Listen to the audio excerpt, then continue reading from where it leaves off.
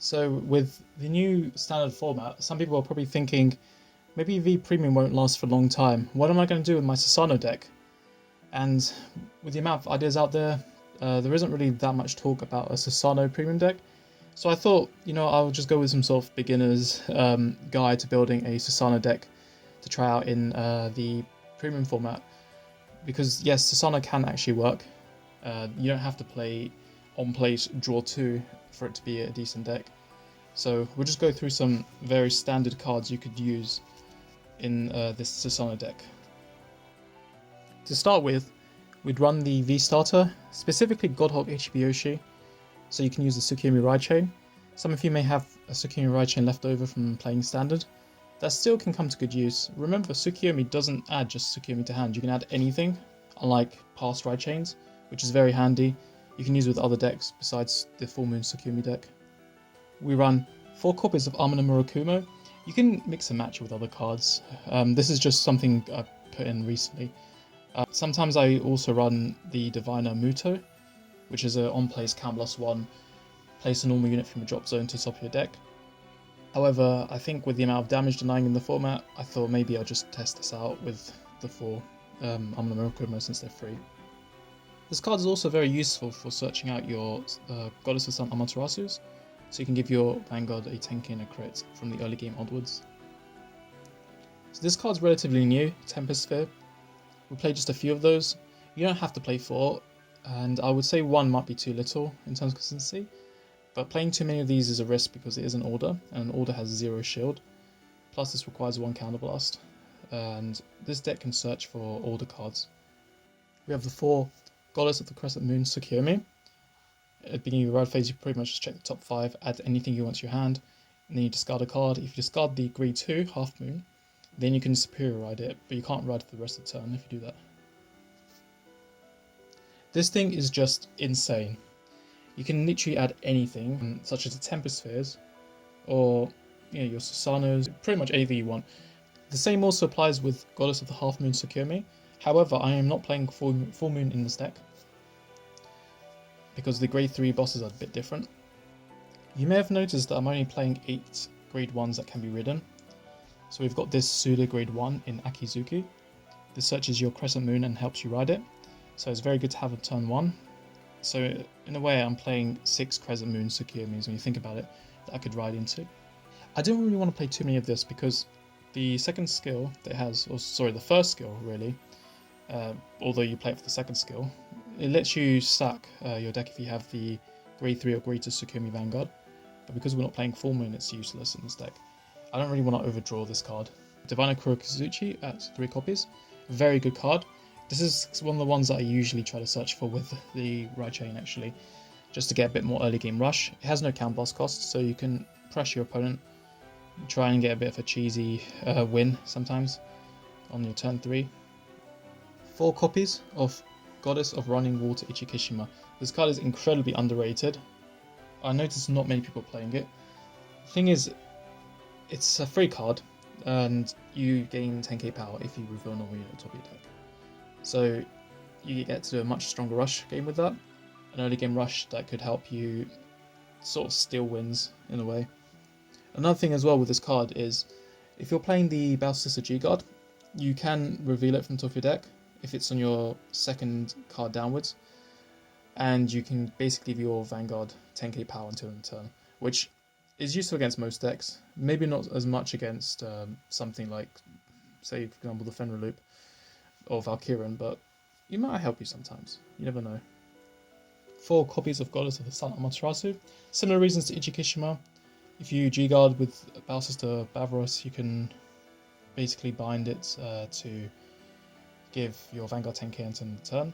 But also its rearguard skills are very useful, helping you stack the deck. You can look for things, you can even set up your triggers. It's quite good defensively. It's also good for just helping you drive check, whichever way you prefer to do things really.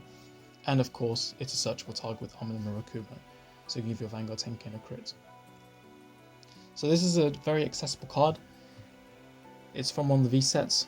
It's Brilliant Witch Popo. So you may be aware of the Ichi-Tom combo. This is just an alternative way you could do the Ichi-Tom combo if you wanted to have a way to deal with protect markers, because this card It says that basically your opponent can only call grade 0s from hand, while Ichikishima prevents grade 0s and G Guardians from being used. So basically you're sealing off any cards that can guard from hand, including the Protect gift, which is very handy. It also gains 10k power as well, which means that there's less ways for them to intercept their way around it and use superior guard skills like, say for example, Gurgwit to gain an advantage over it. Only thing to be mindful of is that it requires 10 or less cards in deck, so you don't often have it on your first stride. It's usually by second stride. That's the only downside when you're comparing Silent Tom to this card. But the other thing that's pretty nice about this card is it's searchable with Amuna Murakumo, but also, as I mentioned earlier, if you play Divine Amuto, you can also stack it to the top of your deck from your drop zone and get it back, basically. So it's a Silent Tom that you can get away with playing less copies of if you wanted to. Also, you may know that Ichikishima is a GB3, but we're also playing Tempest Spheres, so this deck lets you use Ichikishima on first stride. So if you did want to play Silent Tom, it's worth playing, well, worth considering playing as an option if you really want to do the Ichi-Tom on turn 3 with Tempest Sphere. But this deck isn't really so much about doing Ichi-Tom combos on turn 3 with this specific build. And then for the main card, Supreme Heavily Battle Deity Susano. So the advantages Susano has over a lot of the other choices of people playing in Premium is that yes, it's not an on-ride skill to draw cards, although it does have the on-place check top 2, and then you can reveal one and then sack the other one. But the other thing that's also handy is that on your turn 3, if you're trying to do something a bit more aggressive, this is your card. This is the card that actually helps you just hurt them if they don't have any PGs. Susano is much harder to deal with than other grade 3s are. So it's sort of like a pseudo first stride as well. You're drawing 2 cards while activating the triggers that are printed on them.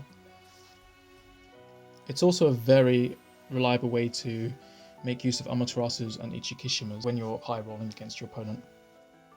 But then another thing is, a lot of the on places, they require counterblast anyway, so you may not even have counterblasts to use. So it's not always the end of the world if you're not playing an on-place counterblast one to draw 1 or 2 cards.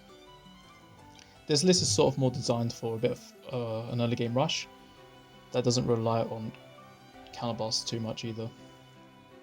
But quite often, what I tend to do is, if my opponent's on grade 3, I may decide to skip stride to use Susano, or if I have Tempest Sphere, I would just use that to then enable my Generation Break 1, and then do the Ichikishima play instead. Basically, both these different turns can actually help you build hand.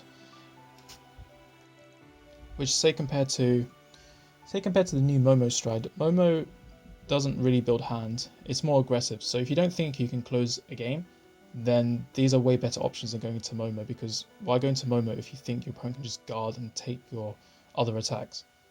There's just no point. So for the triggers, we play 2 Sentinel Criticals and 2 Draw Perfect Guards. You could also try normal Perfect Guards in your deck and maybe just play some other triggers if you wanted to. 4 copies of Celeste Witch Toto. It's a stride assist crit, so it helps you stride, since we're not running Amuna Murakumo, the original version from G-Era. So 4 copies of Psychic Bird, the original one, because it lets you draw a card. Way too useful, especially if you want to succeed in the Tsukimi Ride Chain. 4 copies of Sphere Magus, the heal trigger, searchable with Tempest Sphere. Of course, make sure you play some Protect gifts as well. The old Quick Shield as well, some Protect 2s, even though you're never going to use them. 4 Stillwater Festival Deity Ichikishima. This is really important, everyone should try and pick these up. It's been reprinted in Revolver Collection, so it's very cheap to get a hold of. Basically, your opponent can't use grade 0s and G-Gus to guard, but also you get to draw 2 cards, which is very useful. And as mentioned earlier, if you play Tempest Sphere, you can use it on first stride. 2 Sterling Witch Momo. This is very handy if you just want to close a game, but I wouldn't recommend usually going into this if you don't think you can win. You have to be a bit smart, because you're losing the potential to draw cards, such as off of Ichikishima or Susano skill. But that restand cost as well, it's quite heavy, discarding 3 cards, then only having 1 drive check to follow after that. But otherwise, this is very broken if you intend to win the game on that same turn. 2 Karma Susano. I just put it there because I just want to have a free stride rather than having everything be counterblast 1. Because the thing is, sometimes your opponent will just damage deny you. So it's better than nothing. Just go into something that has a bit of on-hit pressure at least. At least if you hit them, you gain a +1. One copy of State's a Fair Subjugation Deity Karma Susano. This is so useful.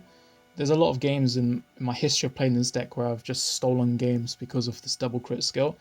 You know when people try to guard against you earlier on because they worry about Ichikishima? So then while they're dropping all their guards, then you reach a turn where, oh, they have less cards in hand. So you just swing at them knowing they may not have enough guard, and then you basically put them from like 3 to 6 or something. One copy of Ultima, very, very good card. This is one of the ways you can also steal games. You can make your whole field triple crit. One copy of Dismal, just so that you can maybe mess up some skills like Rufus that maybe try to pop your rear guards. Though at the time of making this video, it's not as useful as before because more people are starting to now play Gastile, and Gastile doesn't really need to pop the opponent's stuff to make use of Rufus. They can just pop their own cards because they're not relying on the rear guards on their field staying around just so they can restand No Life King, which is kind of important to know the difference anyway, since Rufus can retire anything on the field. 3 Excite Battle Sister Bavrois. There's hardly any counterblast in this deck, so why not just go all the way and play 3 counterblast based G guards? And when you reveal Amaterasu or Ichikishima, or you can just use it to find a trigger and then damage check it, you're basically able to just keep gaining 10k power. And then you've got the free option in Son of Eternity Amaterasu. Good for stacking your triggers and then damage checking them, but you can't use it with the Goddess of the Sun Amaterasu or Ichikishimas. Hope that helps with building your OTT deck based around Susano, and that your V cards from playing Standard don't become so useless. There are a lot of ways to build OTT. This is just one of the ways. This is a bit more on the creative side. I thought, since no one really talks about this variant of the deck. We've also now got Battle Sisters, which has just come out, so I might like to try those out as well. Anyway, take care, bye!